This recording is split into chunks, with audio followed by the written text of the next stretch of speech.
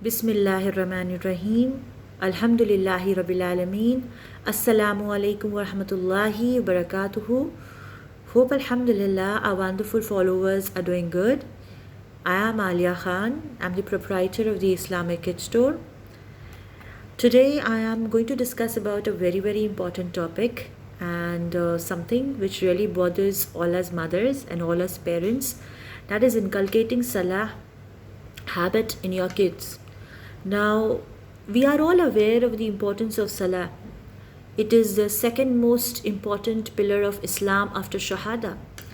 In fact, there's a hadith which mentioned that it is the covenant which distinguishes between a believer and the disbeliever, meaning that not offering Salah actually takes you away or removes you from the fold of Islam itself.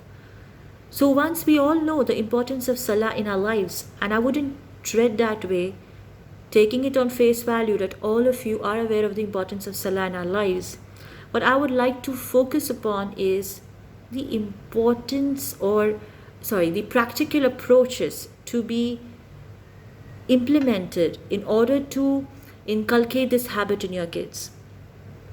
Now, typically there are two methods or two behaviors which are found among us parents. One parental behavior which believes that Salah is the decision of the child. Like if he wants to offer Salah, he can. If he doesn't want to offer, he cannot. It's his own decision. It's its own priority. We cannot influence or compel them in any form. On the other hand, you have the overzealous, enthusiastic parents who smack their child even at 7 years if your child is not offering Salah.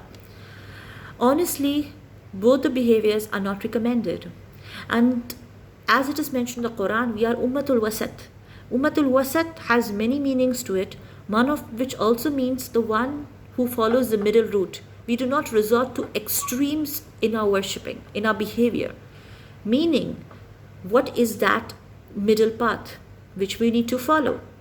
As for those parents who are very casual in their approach, I would like to ask them, what if your child is walking towards fire, a place full of fire? What will you do?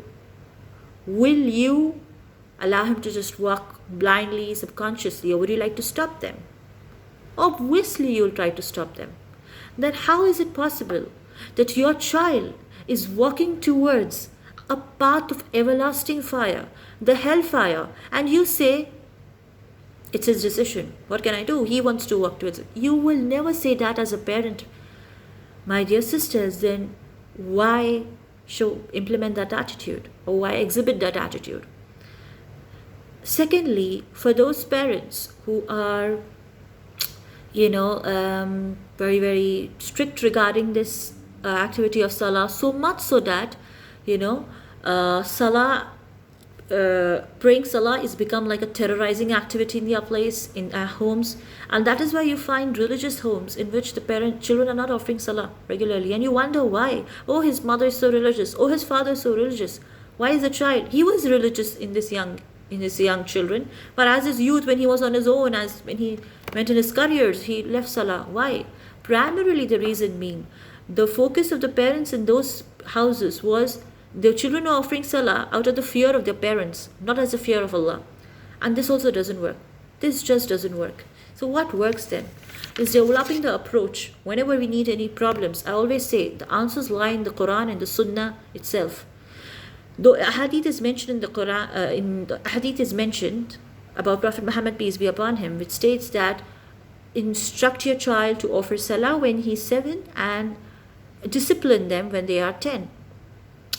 Now, this disciplining is important, but before that, there are certain more things which are more essential to be done. Like if you see the seerah of Prophet Muhammad, peace be upon him, never ever did he resort to any harsh means with any child for any reason whatsoever, even if the child is being negligent in Salah. That attitude is not at all recommended. What is the procedure we should be implementing then? First and foremost, which is something which is often neglected by most of the parents, is develop the love of Salah in your kids. Develop that love. How is it possible, you may ask? Read them stories from the Quran, Seerah, Ahadith, which talk about the importance of Salah, which talk about how Salah is important to them. Like personally, when my children started, offering Salah, like even from the young age, 5 to 6 years, I have been talking to them about Isratul Miraj. Now, Isratul Miraj, about, like I tell them that all the commandments of Allah subhanahu wa ta'ala were sent to him to Prophet Muhammad, peace be upon him, in this world. But for Salah, Allah called Prophet Muhammad, peace be upon him, right above the seven heavens. And over there, Allah Ta'ala gave him the commandment of Salah. So it's not to be taken lightly. It's a very, very precious deed. That is what I always talk to my kids about. And it's not just once you narrate them a hadith or something, you don't repeat. Keep repeating it often. Keep repeating often, how much ever you can. Keep repeating it out to them. Repetition helps in reviving all those talks, and we ourselves forget, so we should be doing that with the kids as well. Secondly, be an example yourself. Yes, my dear sisters, be an example. Children learn by example. When they see their parents offering Salah on time, they will do the same. Like if you like for me, even when my child was a baby, I would put him or her on my Salah mat and I would pray, so that the child would be seeing me. As a toddler, they would be right around me on the prayer mat. And as a child, when they're growing, when they started walking or something, 3-4 years, they were like sitting with me, offering Salah, doing those things. So it starts young at an age. And show them by example that Salah is important. Thing is, next is utilizing creative approach. And this is something which some parents always come up to me like, why everything you talk about creativity, creative approach? It's because in today's world, sins have been adorned. Sins are so beautiful. Where our children are walking this path of the world and surrounding them is sins which have been so very beautified. We have to beautify our deen for them. We have to do that. And how is it possible? Resorting to creative means. Now this creative means varies from person to person. What you could do is gift your child a prayer mat, a small prayer bead, Salah, when they're turning 7, to show them that wow, you're turning 7. Now you should continue offering Salah, not like you started offering Salah, you should continue offering Salah. And throw a Salah party for them. Call a few friends, cousins, nothing too grand. Just give them a Salah mat and a prayer bead. Oh, you're 7 now, so we'll have a Salah party. Or we could do something like prayer charts. A lot of resources are available online if you go. A lot of resources by these homeschooling moms for charts and everything.